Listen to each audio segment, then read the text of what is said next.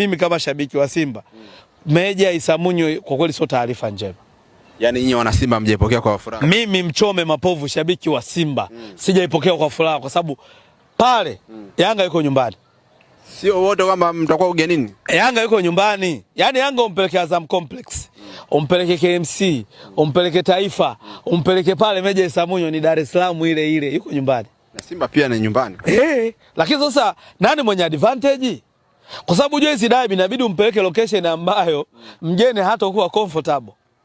Sasa pale Meja Yanga yuko comfortable, ni home sweet home.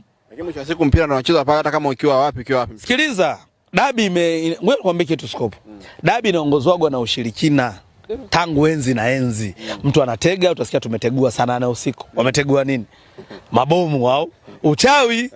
Sasa dabi inaongozwa na ushirikina. Ina maana kule Ruangwa lolote linawezekana. Sasa pale Meja Isamunyo uwanja unalindwa na jeshi, pale vichwa vya mbuzi havizikwi. Pale umwagi nutrition. Ina maana pale tena kuamua qualities. Na qualities Yanga yuko bora. Nakupa mfano, hebu angalia hizi mechi mbili za Mapinduzi. Angalia magoli ambayo Yanga kashinda, angalia na magoli ambayo Simba tumeshinda jana. Utaangalia timu gani inashinda kwa papato. Kwa nini jana ni mechi ilikuwa mmekaziwa tu? Sasa tunakaziwa na watoto kaka, ni leo hii mimi mtoto wangu wa miaka 7 Scope akukunjie ngumi hata akukazi